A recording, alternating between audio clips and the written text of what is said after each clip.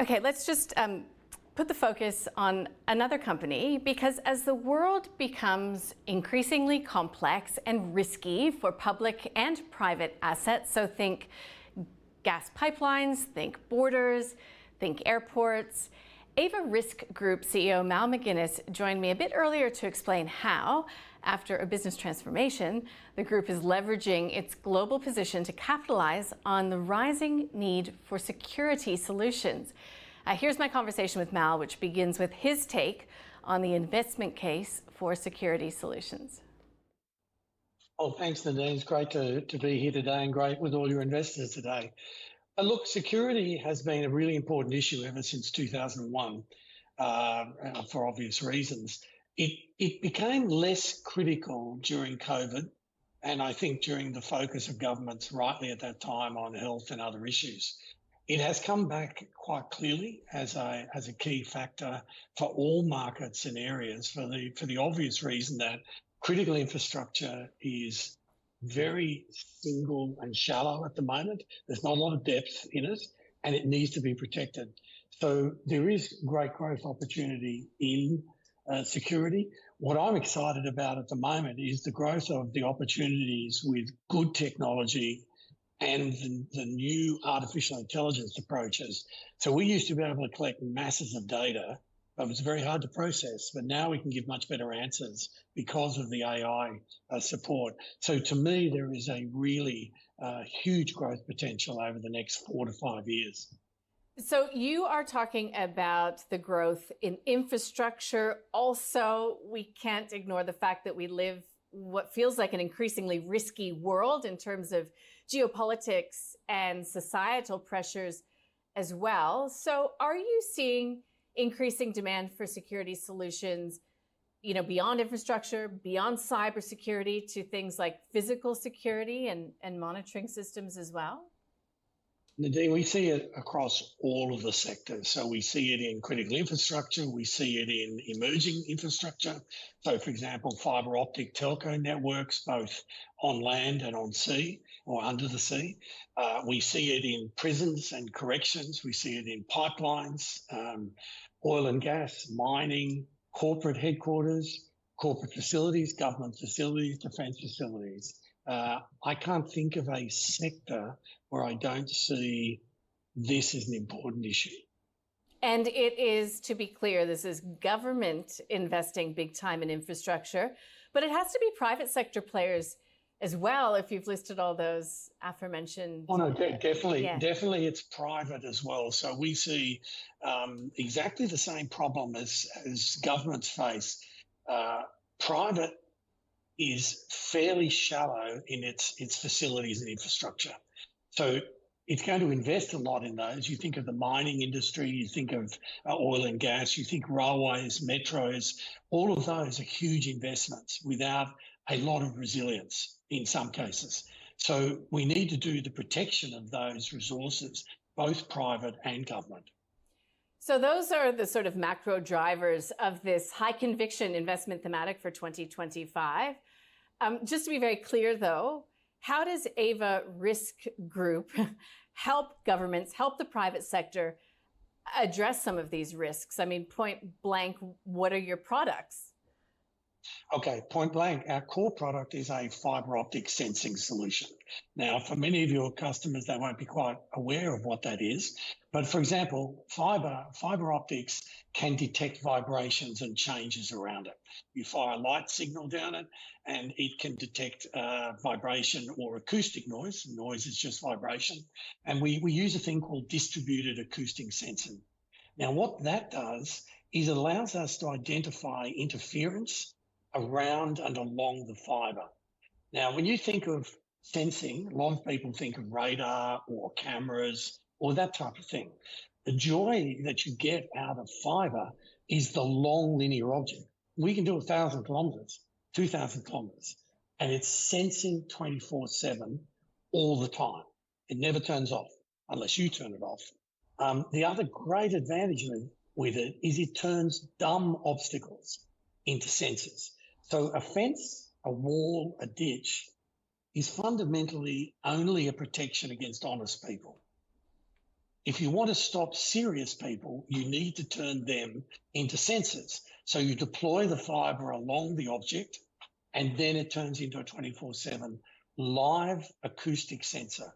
So it picks up all the vibrations, the movements, digging, climbing, driving, all of that, and turns that into a security alert.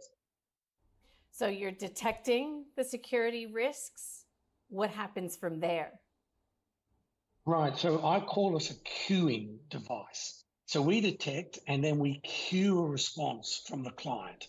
So, for example, they could either send out guards if it's a small facility, or they could send out, vehicle type security. They can also alert other devices, such as cameras or other sensors, to alert to that point that we've detected.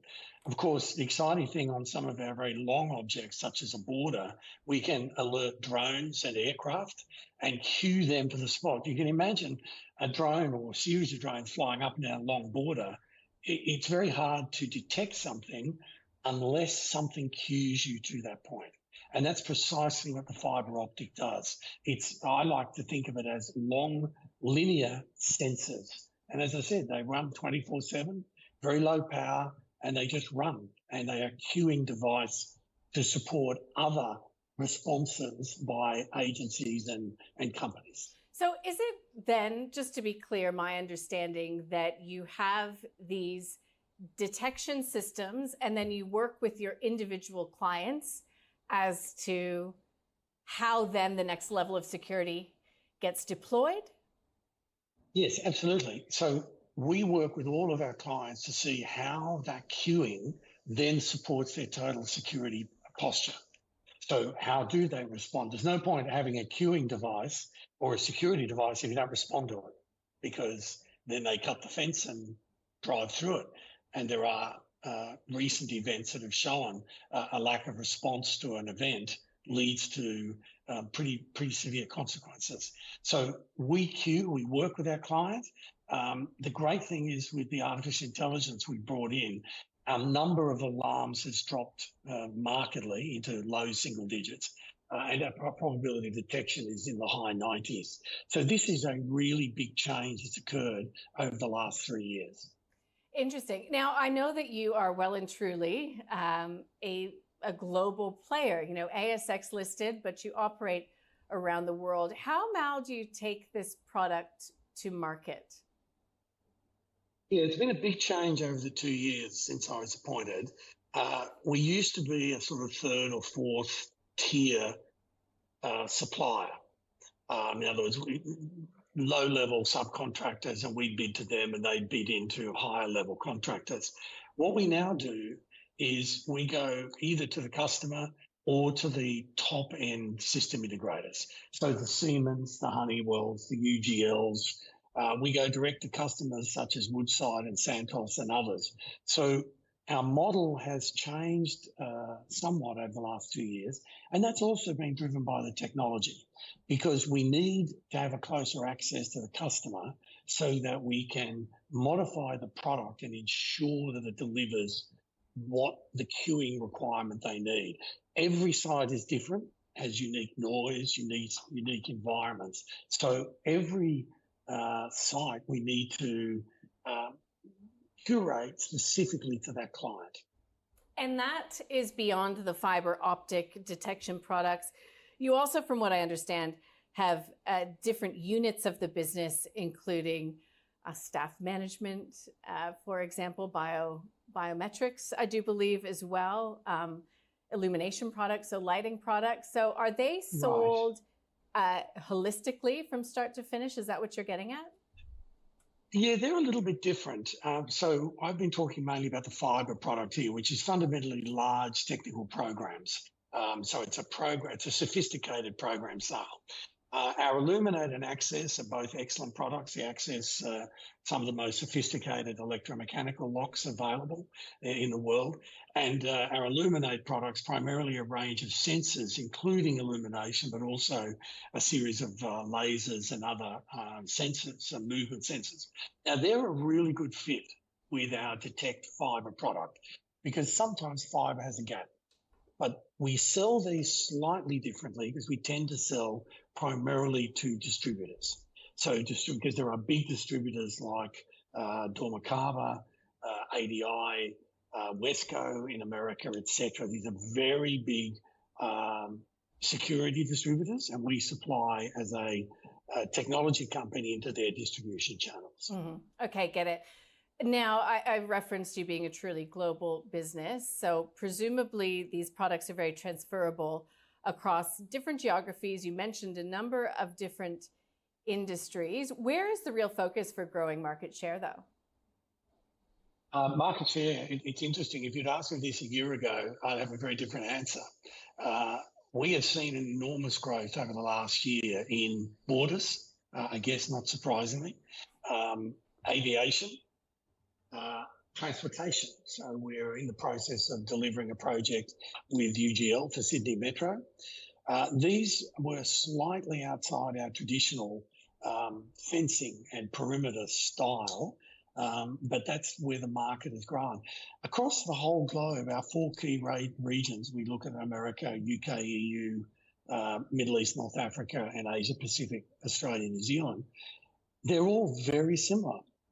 It's all driven by the need to secure critical national infrastructure.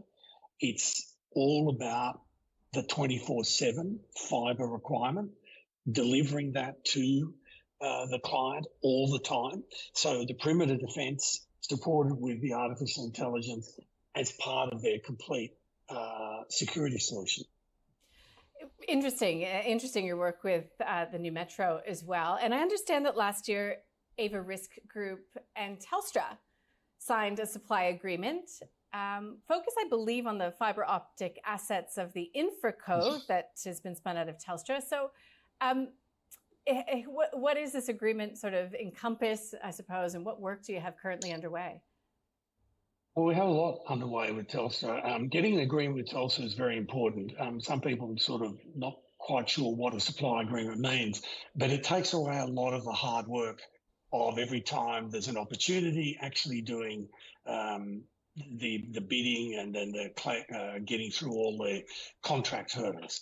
Now, for a small company like us, getting a supply agreement with a company the scale of Telstra is enormous and really it was a brilliant piece of work by the team. So what work are we working on? Well, it's not just their fibre infrastructure, it's their physical infrastructure, sort of such as their towers, their facilities that support their infrastructure. But we're in the middle of a range of projects with them looking at the national fibre infrastructure, both on land and on sea. We're looking at a range of straight standard security options to support Telstra securing their infrastructure.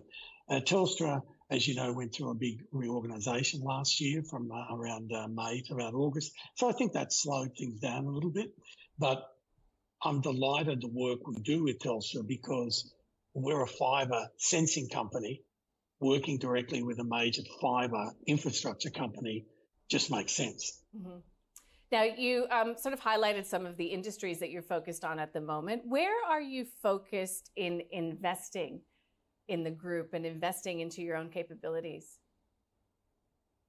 The critical investment for us is all about the core technology. So the distributed acoustic sensing, we launched our first deep learning product back in March 23. Since then, we've launched 3 others. I'm in the process of finalising the development of an additional 3, which will be launched over the next 2 months. And all of those are driven by the clients. So the great thing is we do our own design and development. In Australia, we have our own R&D group in Melbourne. They do a great job. We are closely linked with RMIT, Monash and Melbourne Uni, who are superb tertiary institutions. We work really closely with them. We're developing really clear products that meet the customer needs. So, for example, detecting exposed fibre cable, detecting interference in terrestrial and subsea cables, changing some of the distances and lengths that we're working on. So all of that development we're working on, we do the hardware ourselves, we do the software ourselves, and we build, design and supply out of Australia. And that's been my focus. I want to make sure that we own the hardware and the software. We just don't give it to someone else to develop for us. Interesting. Mal, you've been busy. You recently put out a trading update. Maybe you could just brief investors as to what was contained in that, what they can look forward to over the near to medium term. Well, I have to say I've been briefing investors now for 2 years. It's one of the key roles, of course. And I get used to it, having all this advice. The nice thing is I've been telling investors that our focus was on getting the technology right, getting it to the clients, getting a better commercial group, reinforcing our high margin business, getting our sustaining business, that is the recurring revenue from service and support. And we've been doing all of that. And I told people in our September video calls and in our general meeting October that we were going to be within guidance. I'm delighted this week we've announced we will be above 17 million in revenue, which is where the guidance is. That'll be a 20% lift on last year, which at the same time, which is a great result. And most importantly, that puts us into a positive EBITDA position, and I'm very confident how positive that will be. And it also put in a much stronger cash position. So overall, we've achieved what we set out to do, which was increase the revenue, control the costs, deliver profit, and deliver cash. And that's what I said I'd do for the investors. Well, Mal, I think this dovetails really nicely with our first question that came from a viewer, Luke. Thanks for the question. Saying that in the past, it has been a bit of a lump, revenue has been lumpy. What gives you or has given you the confidence that the second half will continue to be strong enough to maintain and hit that guidance? Yeah, I love the word lumpy. That's exactly one of the challenges a small business like us has, where we're doing large programs. So obviously, if we're a $20 million business and we have a program with, say, UGL of $3 million, if that moves 2 months, you can imagine, Nadine, that's just a huge impact on our declared revenue position. The best way to solve that is to increase our revenue, so become a $40 million company, it has less impact. Increase our recurring revenue, increase our backlog, and increase our pipeline. Couple that with good technology, and there you have it. You have the key 5 things that will prevent lumpiness being too dramatic. I would say, though, a program business is also going to have always going to have some lumpiness. Okay. And a question coming in from Patrick as well, saying, and this is one that's come up a lot through this event, but given your global operations, is there any risk associated with Trump tariffs or potential Trump tariffs? Do you have any thoughts on that? Honestly, I have no concerns about tariffs or those sort of things. I think in fundamental terms, we're relatively small. The nice thing is because we're security, we tend to be acceptable in all markets. Also, the good thing is because the technology is not easy to replicate and it's not common everywhere. So it's got a good acceptance, and I think for that reason, I don't see a significant issue. In fact, I would say that the current impact of the changes in politics and government across the globe right now is giving us a much stronger position because security is now so key and people see it. Just imagine the border issues that everyone keeps talking about. Yeah. Having a 2,000-kilometre fence with nothing looking at it is pointless. Yeah, I take your point on that one. Unless you have it as a sensor. Unless it's a sensor, it's just a dumb obstacle. Great. Now, just a thought, perhaps one of the final questions for myself. Are you winning business from competitors? I'm delighted to say we are. Although this is a very, very fractured and small style business. So there are lots of small companies in it. We don't have any giant companies in the space at the moment. Well, let's see what happens with that. But we don't have any giant ones. Most of what we're doing is competing specifically on the technology. We have taken business off our competitors. Some of our listed competitors are having some struggles at the moment, and that's public record. I am not particularly concerned about just opposition because I find that with a very good commercial team and an excellent technology, it's up to us to sell it ourselves, and we are being very successful with that at the moment. Yeah, and I understand that you've done some work with your commercial team as well over the past couple of years. So, Mal, only because we're running out of time, what are you most excited about? That's to come in 2025. I love where we are with the technology. We did what we set out to do 2 years ago. The technology is really good now. I'm very, very comfortable with it. And I have an outstanding commercial team all over.